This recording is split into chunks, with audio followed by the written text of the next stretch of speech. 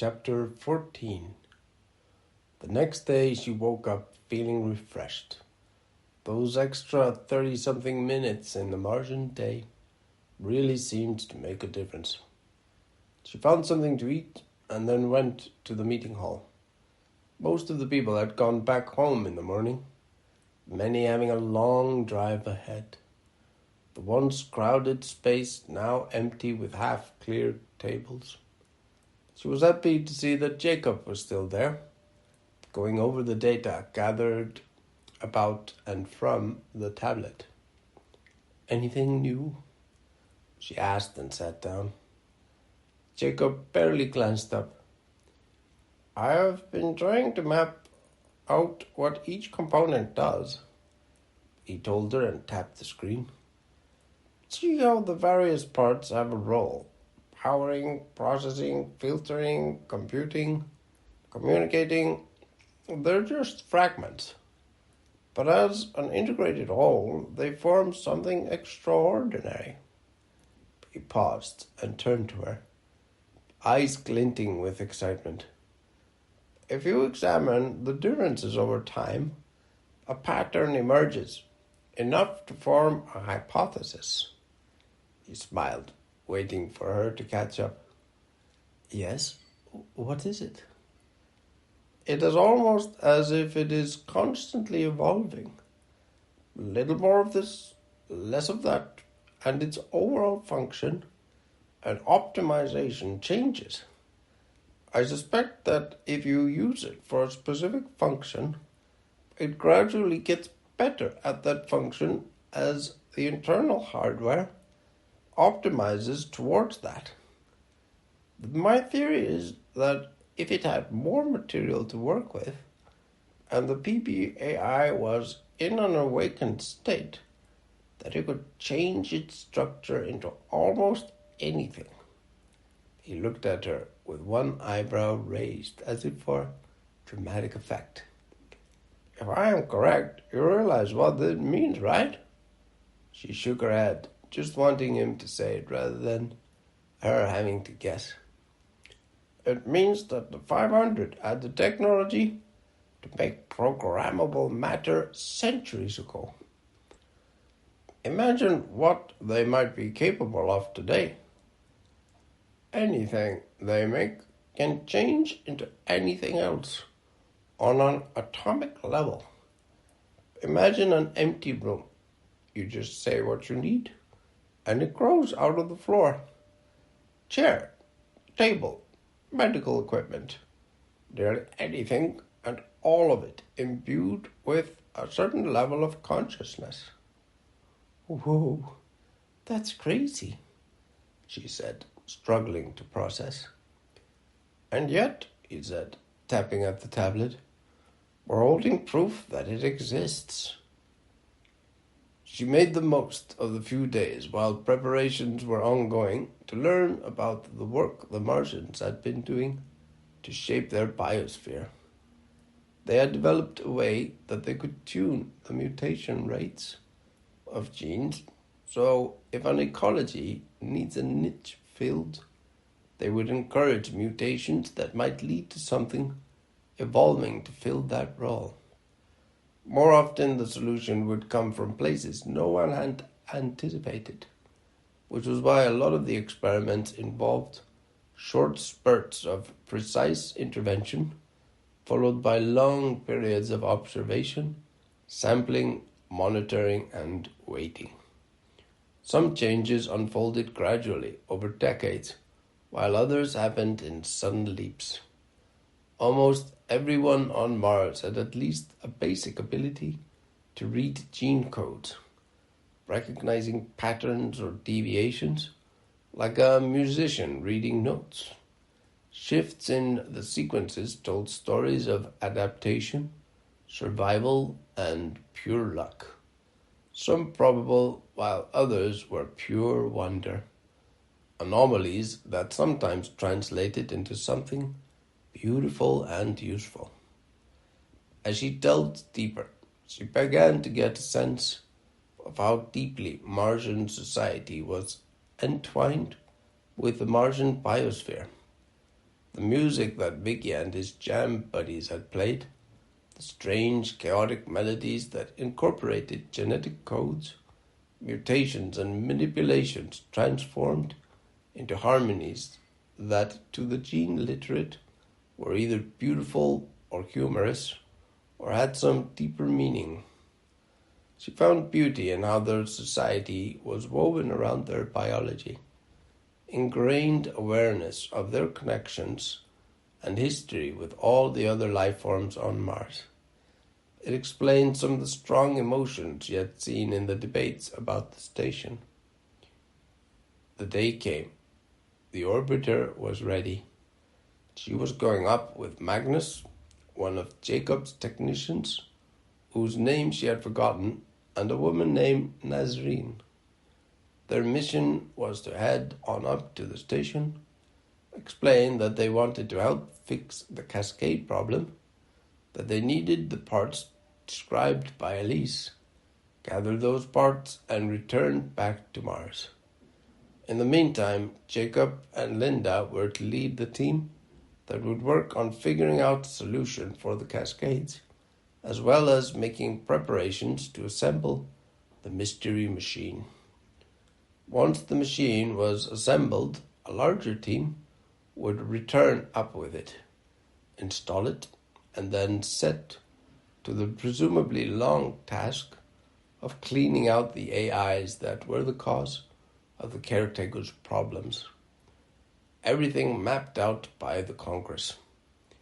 The orbiter was in rough shape, looked very DIY, as if it had been built out of scraps with weld lines, visible and mismatched overlapping plating. Magnus spotted her frightful stare at the hunk of metal. "Well, you don't need much to get into Mars orbit and back down again, at least compared to what it takes to punch out of Earth's thick atmosphere," Magnus told her and patted the metal panel. "Don't worry about it. This thing is sturdy and well tested." "When was it last used?" she asked. "About 14 years ago, I think, when I went up to do some atmospheric measurements." She blinked. 14 years? That was not very reassuring. And yet it was all they had.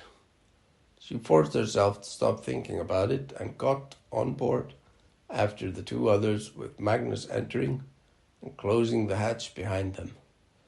Inside was cramped, barely any padding, exposed wiring, and a cockpit full of ancient toggles and dials. She strapped in alongside the others, her fingers gripping hard at the harness. They were ready. She sat and waited for some kind of countdown, but Magnus just said, "Everyone ready?" And after a pause too short for anyone to protest, flicked a switch. The thrusters fired and they slammed into their seats. Everything shook alarmingly, as if the orbiter was about to tear apart. Then the shaking abruptly stopped. She could feel the now familiar sensation of weightlessness as the orbiter left the Martian soil behind. A few hours later, the station came into view, gleaming against the backdrop of the stars. She found herself thinking how easy that had been, and wondered how things would be different if the station and the people on the ground had been working together all this time. The orbiter approached the station. She was guiding Magnus to fly it to the same docking bay that she and Bill had been at less than a month ago. Magnus was very quiet as he flew the hunk of metal. He seemed unusually tense. She figured it was reasonable because of the situation. The lander glided to the docking bay, and moments later they had an airtight seal. Nazreen and Jacob's technician were already chatting excitedly, picking up their bags ready to embark. They left the scrappy lander and walked through the gangway. Then suddenly a blaring alarm went off. Red lights flashed at them from every direction. They froze for a moment. Nazreen turned to her eyes wide with fear. What is going on? I have no idea. She called over the deafening alarms. This did not happen last time. She led them onwards into the storage area, where 3 of the large robots stood in formation, waiting for them menacingly. The others cowered by the door, terrified, with the robots holding out their mechanical limbs towards them. What is going on? She asked them. They did not answer, only held their ground. She took a few hesitant steps away from the others, towards the robots, and noticed that they did not seem to mind her, remaining focused on them behind her. Were they defending the station from the Martians? She thought. She turned around and called out, I'm going to see what I can find out, then walked slowly between 2 of the robots who did not shift their focus. She made it out towards the glass lift when she saw one of the caretakers she had met before with Bill arriving, Svetlana. She remembered her as a calm, sweet person with an air of innocence about her. Svetlana seemed nervous as she exited the lift. However, when she looked up and saw her approaching from the docking area, she seemed surprised and relieved. You are back, Svetlana said, uncertain. Yeah, it's a long story, she answered with an encouraging smile. What is going on? We arrived and all hell broke loose. Svetlana answered, I was tending Guy's area when the alarms went off. Startled me half to death. It said that there was an IED threat, a bomb. So I rushed up to check. Figured it might just be a cascade error. They've been pretty bad recently, she said with a frown. That sent a shiver down her spine. Bomb? Well, that's why I came back. I brought some people from the planet who can help fix it, she told Svetlana, who seemed to brighten up at that. Let me go and check on them. Can you see if you can do something about the alarm? Svetlana nodded and rushed off back towards the glass elevator, while she turned around and headed back towards the others. They were still where she left them, unmoving in the face of the large, ominous robots who did not shift their attention as she returned. The alarms say there is an explosive device, she called over the noise. The 2 others showed only confusion, while Magnus, as soon as she saw his face, she knew it was true. There was a bomb, and he was in on it. 1,000 thoughts swarmed in her mind. This can't be happening, she said to herself and tried to think what to do. Shit, she whispered under her breath, forcing herself to breathe. Think. She looked at the other 2 and made a decision. You 2, come with me. Magnus, you go back to the orbiter and wait for me there. He did not object, or even look up. He just turned and headed back out through the docking bay. Are you sure it's safe? Asked Nazarene, eyeing the robots fearfully. Pretty sure. Just stay behind me, she answered and took a step, indicating that the other 2 follow.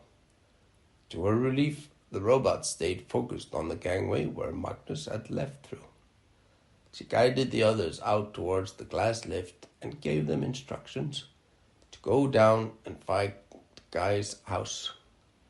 There, Svetlana would meet them. Tell her that I told you that this is just another fault of the Cascades, and that I will join you once I have dealt with it. The 2 of them seemed very relieved and did as she said. Now to deal with the real problem, she thought, and returned to the orbiter. Magnus was sitting with his gaze downturned, staring at nothing when she entered. He did not look up, as she sat down across from him. "Why?" was all she said. He slowly looked up at her, no longer his usual defiant self. "It was just a precaution," he said, "in case they turned out to be, unaligned with our future goals." That sounded like the red-haired woman who had been arguing aggressively for destroying the station. "Well, they know that there is a bomb, and now they will be very unaligned as a consequence," she said in a scalding tone. He clearly felt it, as his gaze returned to the floor like a child being told off. "What were you thinking?" She spat at him, anger still flaring. He hesitated a moment, and then said, "I didn't know they would detect it. I only brought it up because she would not let it go." He looked up at her pleadingly now. "I would have never used it. Never. I didn't think.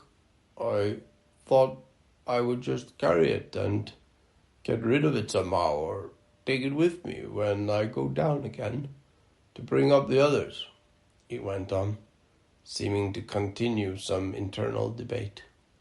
Seeing him like this calmed her anger. She pieced it together. Magnus and that woman had been an item once. They had almost formed a trio together. However, Magnus had chosen Linda and Stan instead. Probably a good choice in her opinion. The red-haired woman, Freya, had twisted his guilt into him doing this. Stupid as it was, she could tell that he was telling the truth. He had intended no harm. "Here's what's going to happen," she started.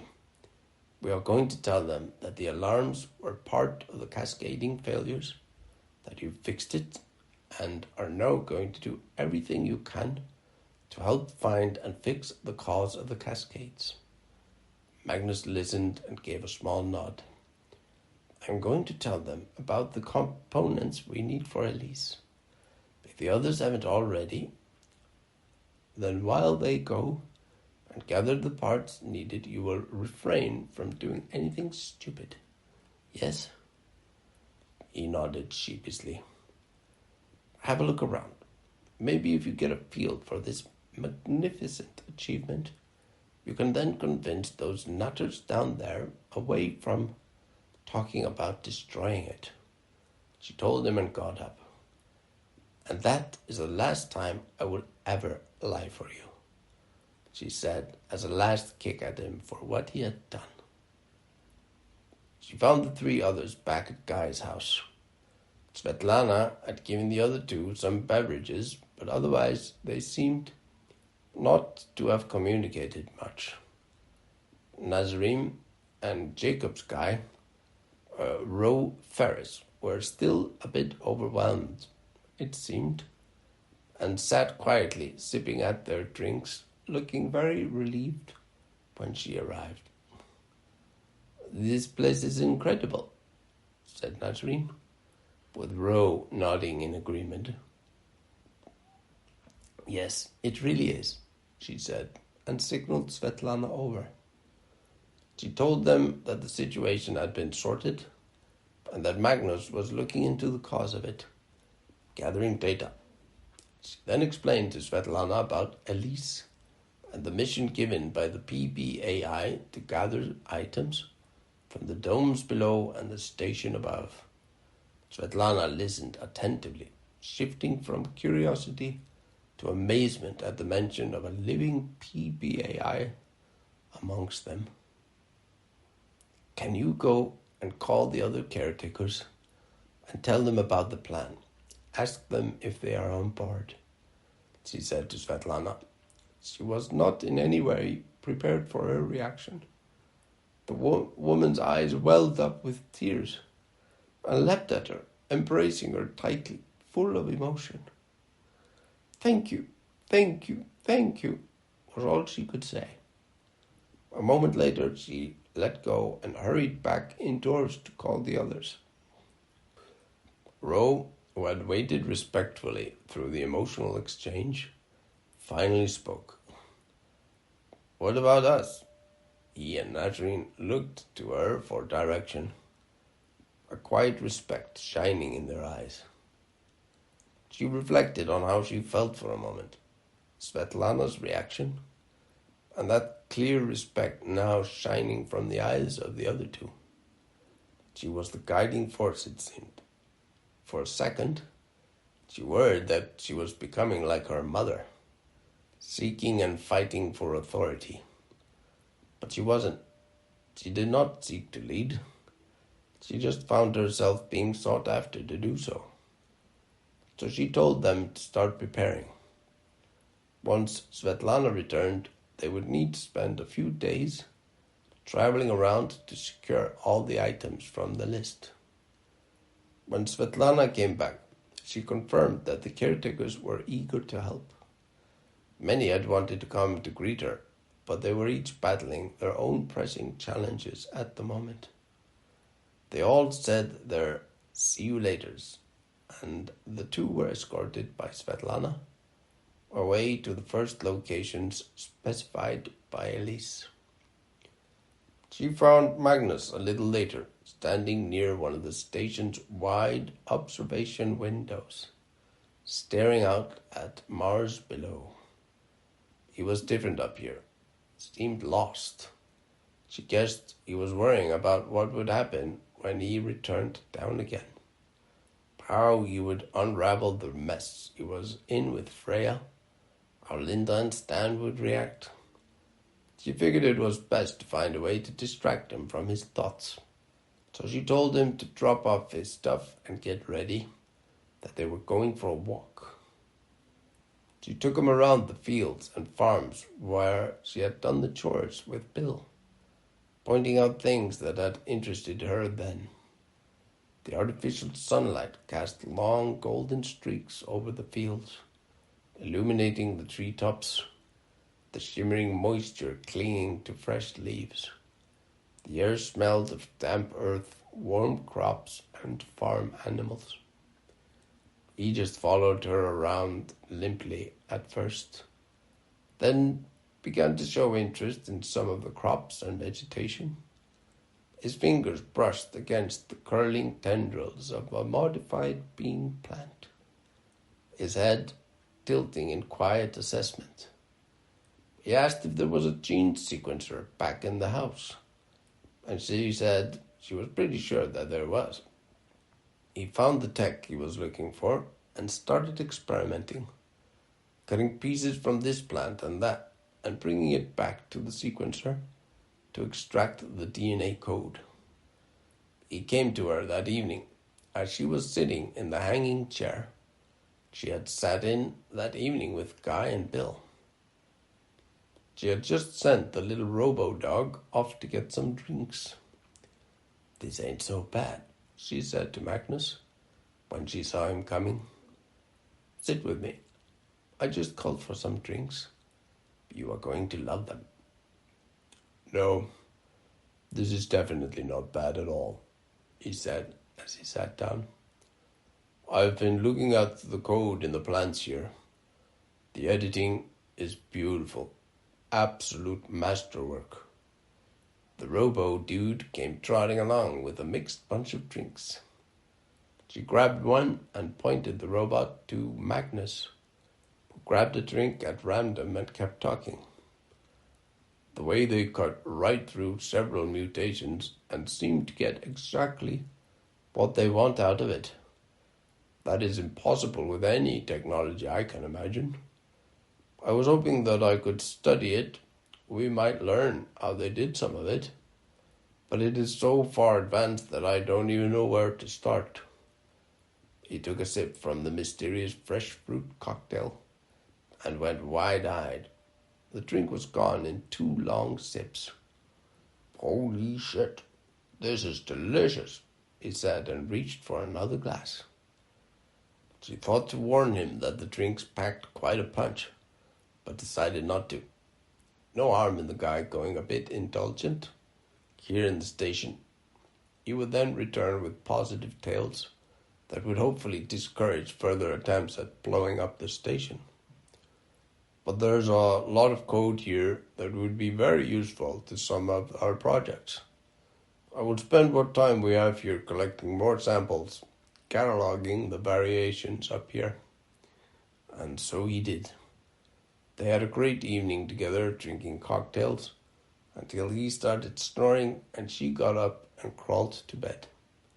The next morning he was already up and working before she even rolled out of bed. She spent the day wandering, enjoying the expansive open spaces of the station, taking in the way the artificial sun filtered through the crops, the rhythmic sound of irrigation systems, the occasional distant bleats of grazing animals. Between walks, she listened to Magnus excitedly explain his latest discoveries, analyzing genes, isolating mutations, predicting what strains might emerge next. A few days later, the two returned, having found and harvested all the parts from the list. They now had to return down to Mars to assemble the components before then returning back to the station to find out what it actually did.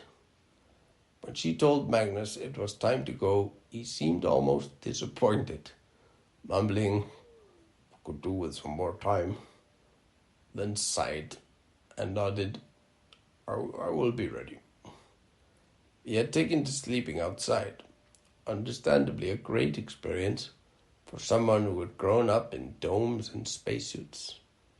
The next day, she was there well before him, riding up the lift at the break of dawn, pacing around, reflecting on recent events and thinking on what was to come. If the fix worked, then it would mean a very different path ahead for the station and the people down on the planet. She imagines the Martians coming up here to help, or for a holiday. The same in reverse for the people on the station. Probably many of them would welcome a long hiatus from the work up here.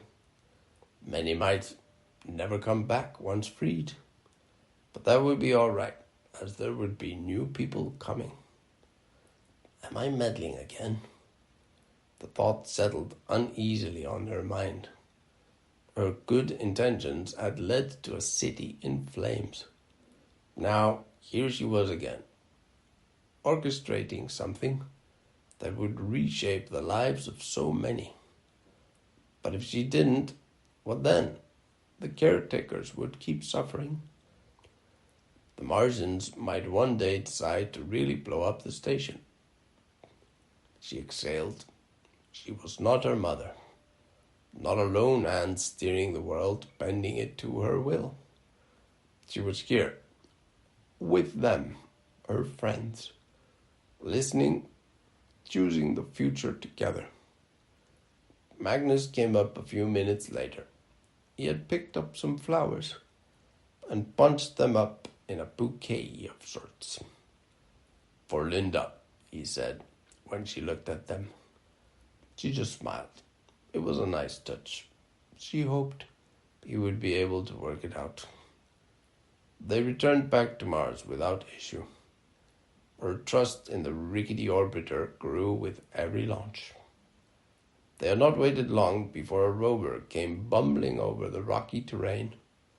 Vicky popped out of the rover, striding towards them with his usual easy confidence, ready to help carry the components. On the ride back, they shared with him what had happened. Nazreen and Ro were buzzing with excitement, taking turns describing the station, its concave sky, the endless fields, and perfect weather. "You have to see it," they both repeated. Linda was waiting by the airlock when they arrived at the colony. Nazreen, Ro, and Vicky hurried in to get containers for the parts, while she and Magnus lingered. It seemed as if Linda could read everything that had happened from him without a word spoken. Linda walked up to Magnus and looked down at the flowers, and then back up at him before turning towards her without a word to him. His head slid even lower. Not a good start, she thought, feeling sorry for him. After she had told Linda the basics of what had occurred and how the caretakers had responded, Linda complimented her on yet another world-shifting achievement. Then looked at Magnus and said, "Let's go," presumably to get his story in private. Jacob and some of the others did not waste any time getting started. They had all the components out and in the workshop, along with all the parts they had gathered from the surrounding colonies in the meantime. It had been a planet-wide scavenger hunt. Vicky invited her for an excursion while the others were assembling the device. He took her down into a valley where their Martian life ecologies had progressed outside of the domes. Here, few layers of life had found balance and were able to hang on in the harsh environment. The hope is that as the atmosphere thickens, these will climb out of the valleys and spread all over the planet, he told her. Then he took off his visor. "You can breathe here," he said, inhaling deeply. "Not for long. Not enough oxygen. Not enough of everything we need. But it's fresh Martian air." She hesitated, then did the same. A breath of another world. It was thin, strange, a sharp taste, like spice and stone, coated her tongue. A dizzy spell swept through her, and she quickly replaced the visor. Vicky grinned. "You're a part of Mars now. The air from the plants in your lungs and your breath becoming a part of them." They returned back to the colony just as the others were finishing the device assembly.